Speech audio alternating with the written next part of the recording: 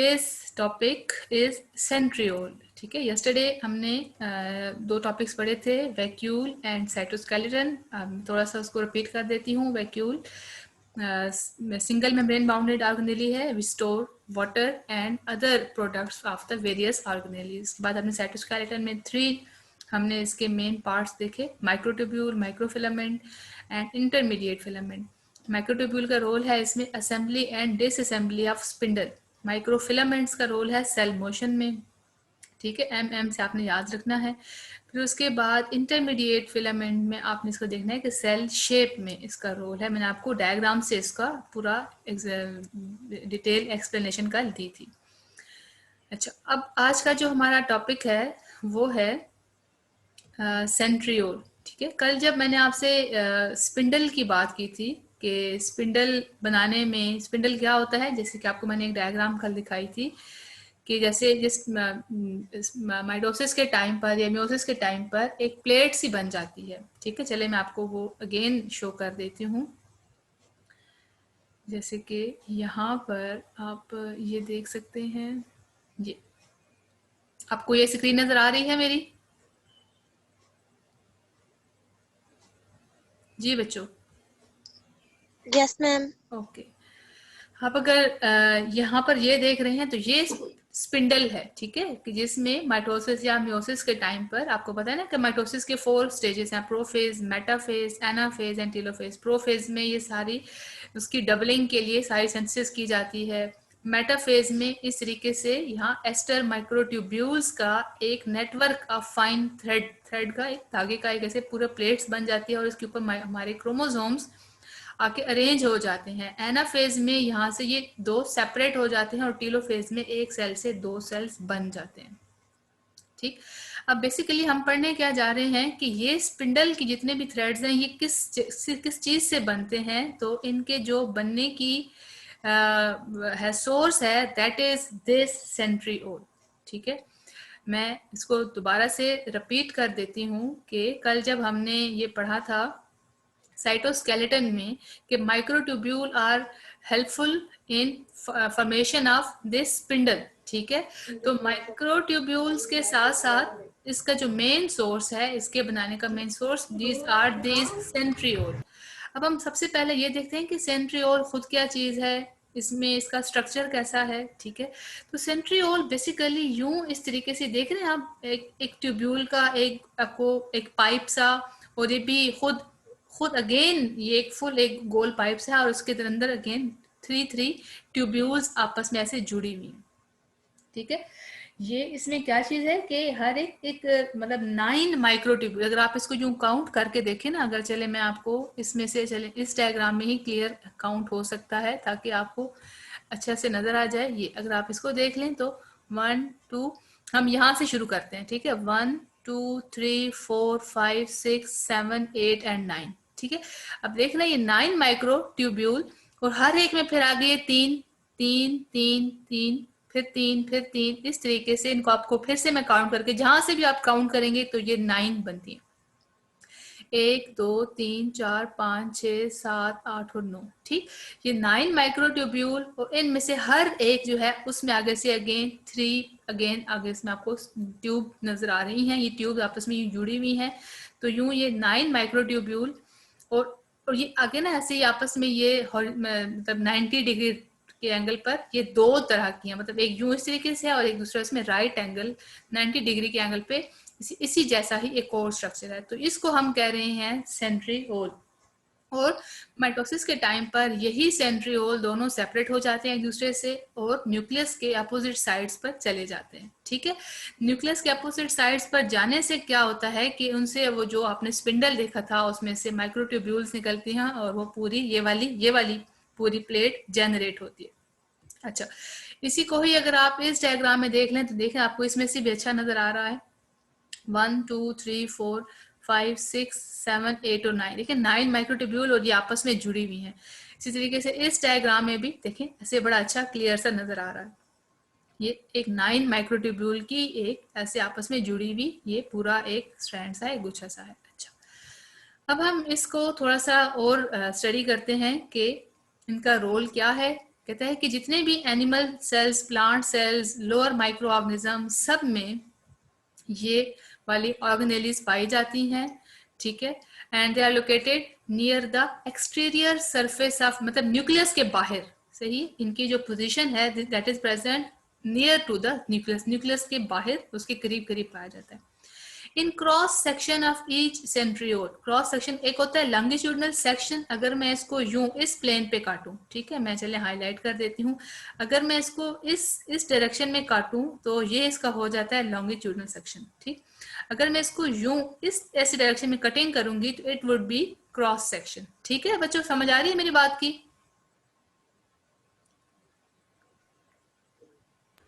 Yes ma'am, आ रही है। Okay. In ma'am. cross section, each centriole consists of cylindrical array of 9 microtubules. तो देखिए ये 9 माइक्रोट्यूब्यूल है, आपको इस डायग्राम में भी बड़ा अच्छा नजर आ रहा है। आप इसको अगर काउंट कर लें, किसी भी एक जगह से शुरू कर लें, 1 2 3 4 5 6 7 8 एंड 9, 9 माइक्रोट्यूब्यूल है, ठीक है। However, each of the 9 microtubule is further composed of 3 tubule, और इनमें से फिर हर एक जो है उसमें आगे 3 माइक्रोट्यूब्यूल्स हैं। The two centrioles are usually placed at the right angle to the each. देखिए ना, दोनों जो हैं, ये आपने जो पिछली डायग्राम देखी थी वो कहते हैं एक दूसरे से 90 डिग्री के एंगल पे हैं, समझ गया बात मेरी? अच्छा, अब अगर आप इसको, मैं इसी चीज को दोबारा से एक्सप्लेन करूं कि 90 डिग्री पे कैसे हैं। 90 डिग्री पे जिस तरह एक प्रॉपर एल शेप होती है ना, देखना आपको ऐसे ही प्रॉपर शेप नजर आ रही है, एल, यानी कि दो जो होते हैं ये 90 डिग्री का एंगल आपस में यूं एक ऐसे होता है और एक उसमें से ऐसे दूसरी डायरेक्शन में ये पाया जाता है। तो दोनों microtubules they are present in the right angle to the each other, ठीक। Okay, just before a cell division, जैसे ही सेल डिवीजन का टाइम स्टार्ट होता है, यानी कि इसको आप माइटोसिस कहते हैं, centrioles usually place, centriole duplicate, ये दोनों डबल हो जाते हैं, एक से दो तादाद में हो जाते हैं, एंड वन पेयर, और दोनों में से एक जो है they migrate to the opposite side of nucleus, दोनों न्यूक्लियस के एक साइड पर और दूसरा दूसरी साइड पर मूव कर जाता है। The spindle then forms between, और फिर उसके बाद जो आपको मैंने वो प्लेट दिखाई है धागों वाली, स्पिंडल बन जाता है। They are absent in higher plants में सेंट्रियोल्स नहीं होते, यानी कि जो हमें आजकल प्लांट नजर आ रहे हैं, बड़े ट्रीज नजर आ रहे हैं, इनमें ये नहीं होते। इसका मेन फंक्शन क्या होता है? It functions in cell division in location of furrowing during cell, मतलब जब टेलोफेज में दो सेल सेपरेट हो रहे होते हैं तो उसके दरमियान में एक जो क्लीवेज सेल बनती है, ठीक है, एक नीचे की तरफ, जो एक फरो का मतलब होता है नीचे की तरफ गहराई में, यानी कि जहां से फिर वो करते करते दोनों सेल सेपरेट हो जाते हैं, and in the formation of सीलिया, दूसरा रोल इसका सीलिया बनाने में होता है। सीलिया के जो स्मॉल जैसे थ्रेड लाइक स्ट्रक्चर्स होते हैं बैक्टीरिया या इस किस्म के बॉडीज में पाए जाते हैं, तो ये उनकी फॉर्मेशन में भी इनका काम होता है। अच्छा चलिए इसी चीज को हम दोबारा देख लेते हैं कि ये खुद क्या है। एरे होता है एक पूरा एक अच्छी सी चीज होना।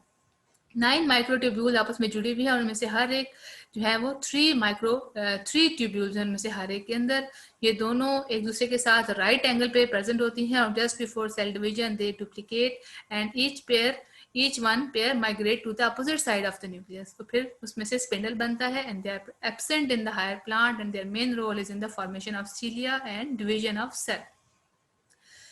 Okay, clear है सबको centriole?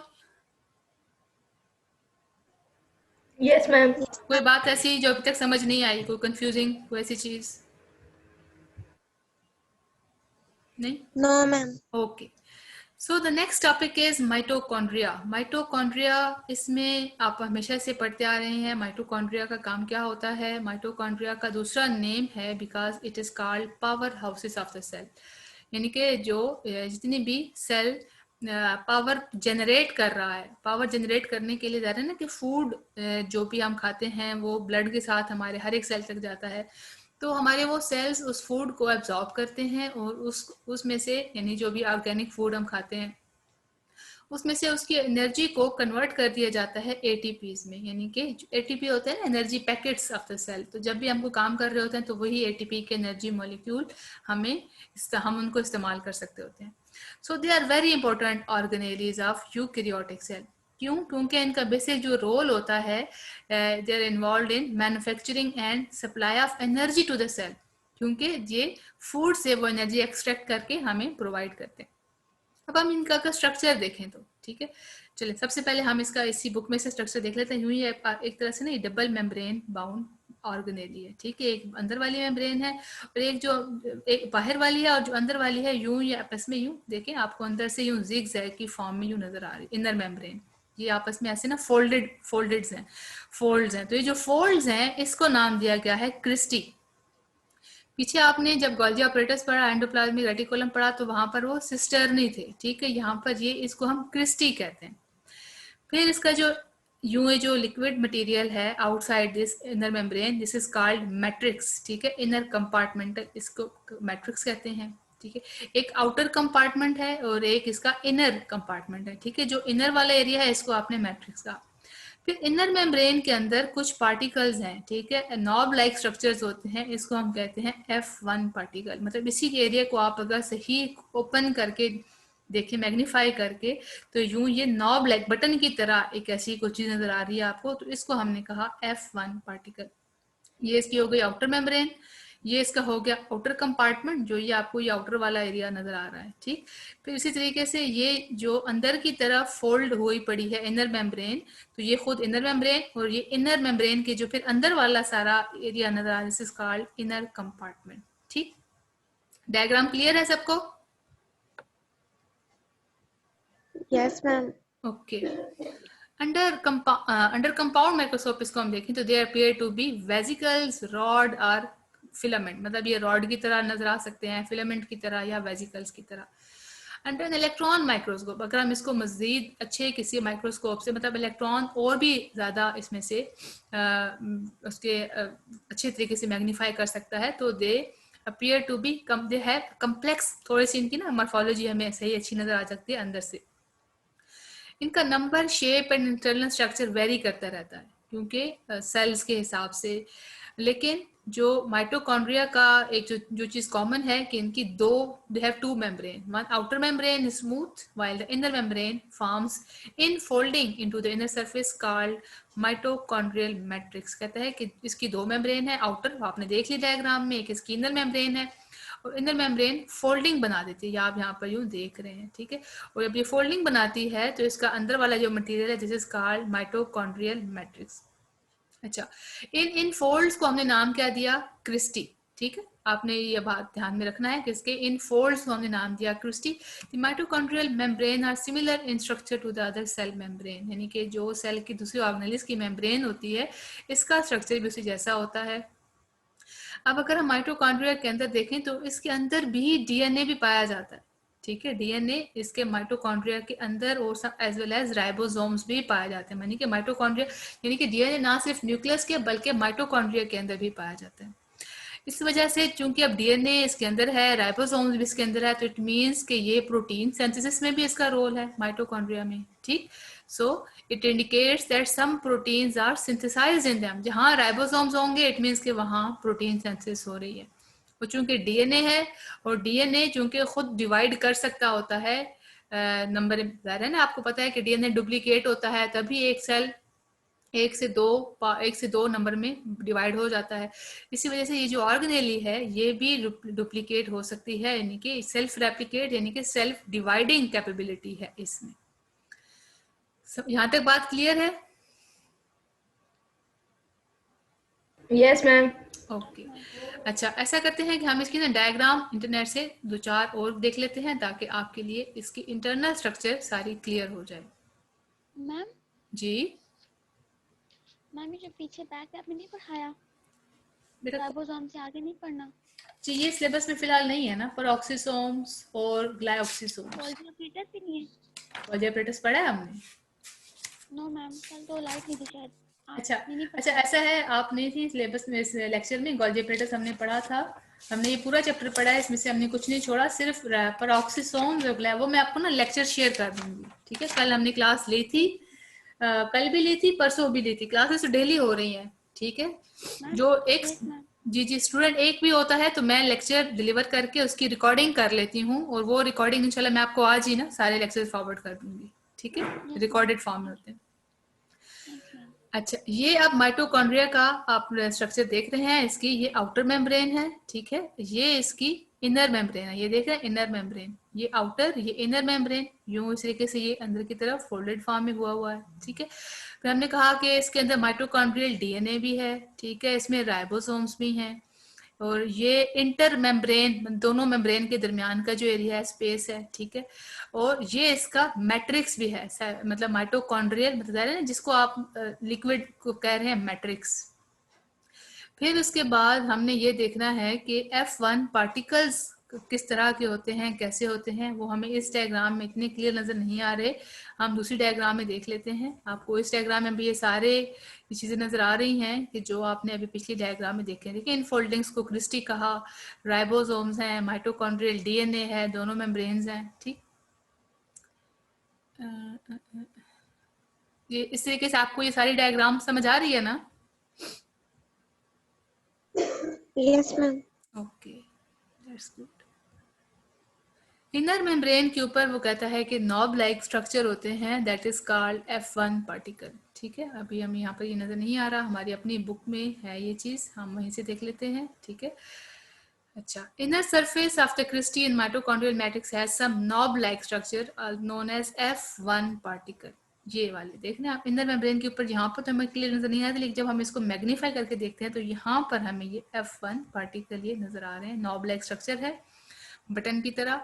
Mitochondrial matrix contains in it a large number of enzymes, coenzymes. देखिए ना, इतने फूड से एनर्जी को कन्वर्ट किया जा रहा है एटीपी में, तो फूड की पहले ब्रेकडाउन के लिए एंजाइम्स भी होने चाहिए, कोएंजाइम्स भी होने चाहिए, ठीक है, ताकि उसकी वो ब्रेकडाउन करे, ठीक है। एक मतलब ये इतने series wise step wise process होते हैं, हर एक स्टेप का अपना एंजाइम होता है, ठीक।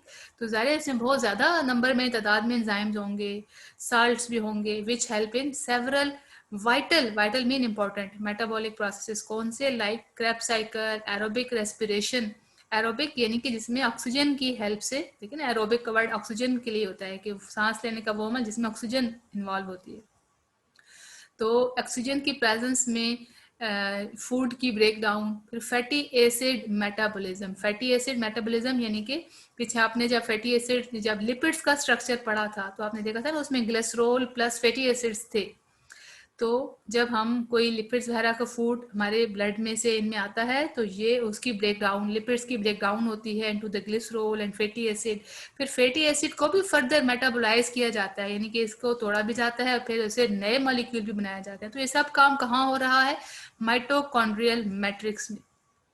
तो ये माइटोकॉन्ड्रियल मैट्रिक्स, इसका ये वाला सारा ये जो आपने देखा है मैट्रिक्स वाला एरिया, ये वाला आप देख रहे हैं इनर कंपार्टमेंट, तो ये जो सारा एरिया है ये वाला माइटोकॉन्ड्रियल मैट्रिक्स का एरिया कहलाता है।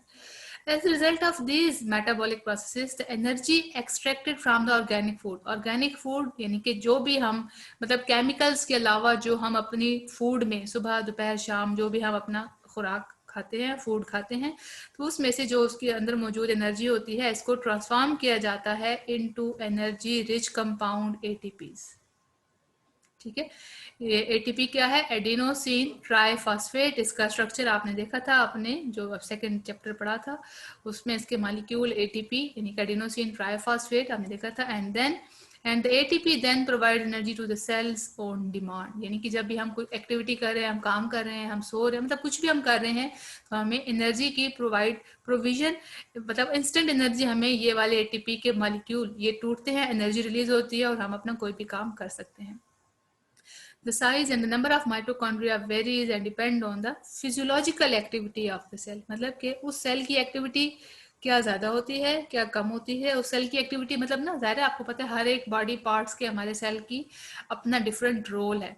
कुछ हमारे सेल्स की, जैसे आप मसल्स देख लें, हैवी एक्टिविटी करना है, भागना है, दौड़ना है, ठीक है।